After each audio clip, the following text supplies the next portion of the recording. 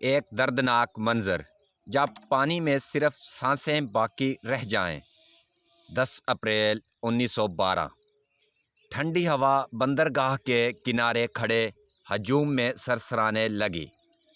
کچھ لوگ خوش تھے، کچھ کی آنکھیں نم تھیں، اور کچھ کو یقین نہیں آ رہا تھا کہ وہ واقعی دنیا کے سب سے عظیم جہاز ٹائٹینک میں سوار ہونے جا رہے ہیں۔ یہ صرف ایک جہاز نہیں تھا، یہ ایک خواب تھا، ایک سفر تھا، اور کچھ لوگوں کے لیے زندگی کا آخری پڑاؤ۔ سالار، ایک نوجوان جو غربت کی زنجیریں توڑ کر امریکہ میں نئی زندگی کا خواب دیکھ رہا تھا۔ زویا، ایک رئیس خاندان کی بیٹی جس کی شادی اس کی مرضی کے خلاف طے ہو چکی تھی۔ ولیم کارٹر، زویا کا منگیتر، ایک بے رحم، مغرور اور دولت کے نشے میں چور آدمی۔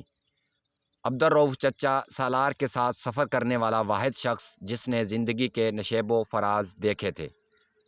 سالار کے لیے یہ سفر ایک موقع تھا، غربت سے نکلنے کا، ایک نئی زندگی کا۔ زویا کے لیے یہ سفر ایک قید تھی جہاں وہ ایک ایسے شخص کے ساتھ بندھی ہوئی تھیں جسے وہ پسند نہیں کرتی تھی۔ لیکن قسمت ہمیشہ ہمارے خوابوں سے بڑی ہوتی ہے۔ سالار نے اپنی جیب میں ٹکٹ مضبوطی سے پکڑا اور ٹائٹینک کے داخلی دروازے کی طرف بڑھا۔ نام؟ افسر نے سختی سے پوچھا۔ سالار۔ ٹکٹ دکھاؤ۔ سالار نے ٹکٹ آگے بڑھایا اور ایک لمحے بعد وہ سیڑھیاں چڑھ رہا تھا جہاں ایک نئی دنیا اس کا انتظار کر رہی تھی۔ دوسری طرف زویا سفید لباس میں ملبوس، چہرے پر زبردستی کی مسکراہٹ لیے ولیم کے ساتھ پہلی کلاس کے مخصوص حصے میں داخل ہو رہی تھی۔ ٹائٹینک پر سفر کرنا میرے خوابوں میں تھا اور تمہیں حاصل کرنا بھی۔ دیکھو، دونوں خواب ایک ساتھ پورے ہو رہے ہیں۔ ولیم نے زویا کا ہاتھ دبایا، مگر اس کا لمس ایسا تھا جیسے لوہے کی زنجیر۔ زویا نے ایک لمحے کے لیے آنکھیں بند کیں۔ کاش میں یہاں نہ ہوتی۔ ٹائٹینک کی پہلی رات پر شکوہ تھی۔ جہاز روشنیوں میں نہایا ہوا تھا۔ اوپر پہلی کلاس میں موسیقی بج رہی تھی، نیچے تیسری کلاس میں لوگ گپ شپ لگا رہے تھے، ہنسی مذاق کر رہے تھے۔ سالار اوپر عرشے پر آیا جہاں ٹھنڈی ہوا اس کے چہرے سے ٹکرائی۔ اس نے سمندر کی وسعت کو دیکھا اور ہلکا سا مسکرا دیا۔ یہی زندگی ہے نا، ایک موقع، ایک امید اور ایک راستہ۔ لیکن وہ نہیں جانتا تھا کہ کچھ فاصلے پر پہلی کلاس کے عرشے پر ایک لڑکی کھڑی ہے جو اس جیسے ہی کسی راستے کی تلاش میں ہے۔ زویا۔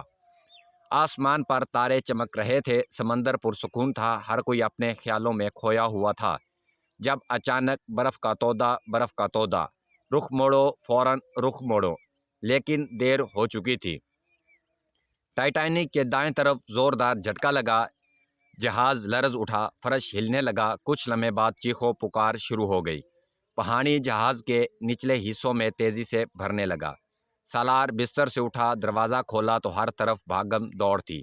یہ کیا ہو رہا ہے؟ عبدالرؤف چچا نے اسے بازو سے پکڑا۔ ٹائٹینک ڈوب رہا ہے۔ پہلی کلاس میں ولیم اپنی جان بچانے کے چکر میں دروازہ توڑتے ہوئے آگے بڑھ رہا تھا۔ زویا نے اس کا ہاتھ پکڑنا چاہا مگر اس نے جھٹک دیا۔ یہ میرا مسئلہ نہیں، ولیم چیخا، اوپر کی طرف بھاگ گیا۔ زویا کی آنکھوں میں آنسو آ گئے۔ وہ دوڑتی ہوئی عرشے کی طرف پہنچی جہاں لوگ لائف بوٹس میں سوار ہونے کی کوشش کر رہے تھے۔ وہاں قسمت نے ایک بار پھر راستے ٹکرا دیے۔ سالار کی نظریں زویا پر پڑیں، وہ وہیں رک گیا۔ تم یہاں؟ اس نے حیرانی سے پوچھا۔ زویا کی آنکھیں وحشت میں پھیلی ہوئی تھیں۔ مجھے بچا لو۔ سالار نے ایک لمحے کو سوچا بھی نہیں۔ میرے ساتھ آؤ۔ ٹائٹینک تیزی سے پانی میں جھک رہا تھا، پانی برف کی طرح ٹھنڈا تھا، چیخیں اندھیرے میں گونج رہی تھیں۔ سالار، ہمیں پانی میں چھلانگ لگانی ہوگی، عبدالرؤف چچا نے چلا کر کہا۔ سالار نے زویا کا ہاتھ مضبوطی سے پکڑا۔ کیا تم مجھ پر بھروسہ کرتی ہو؟ اس نے پوچھا۔ زویا کی آنکھوں میں خوف تھا مگر اس نے سر ہلایا۔ تو پھر چلو۔ سالار اور زویا نے ایک ساتھ پانی میں چھلانگ لگا دی۔ برفیلے پانی نے ان کے جسم میں سوئیاں چبھو دیں۔ سانس لینا مشکل ہو گیا۔ سالار نے زویا کو لکڑی کے ایک ٹکڑے پر چڑھنے میں مدد دی۔ وہ خود پانی میں رہا، کپ کپاتا ہوا۔ تم اوپر آ جاؤ، زویا نے کہا۔ سالار ہلکا سا مسکرایا۔ نہیں، یہ تمہارے لیے ہے۔ زویا کی آنکھوں میں آنسو آ گئے۔ سالار پلیز، مگر سالار کے ہونٹوں پر ایک آخری مسکراہٹ تھی۔ اس کے ہاتھ آہستہ آہستہ لکڑی سے پھسلنے لگے۔ زویا چیخی، نہیں، مت چھوڑو۔ سالار نے ایک آخری نظر زویا پر ڈالی، پھر اس کی آنکھیں بند ہونے لگیں۔ اس کا جسم پانی میں ڈوبنے لگا، اندھیرے میں، سردی میں، ابدیت میں۔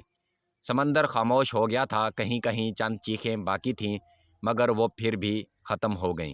زویا لکڑی کے تخت پر پڑی ٹھنڈ سے کانپ رہی تھی، مگر اس کی آنکھیں خالی ہو چکی تھیں۔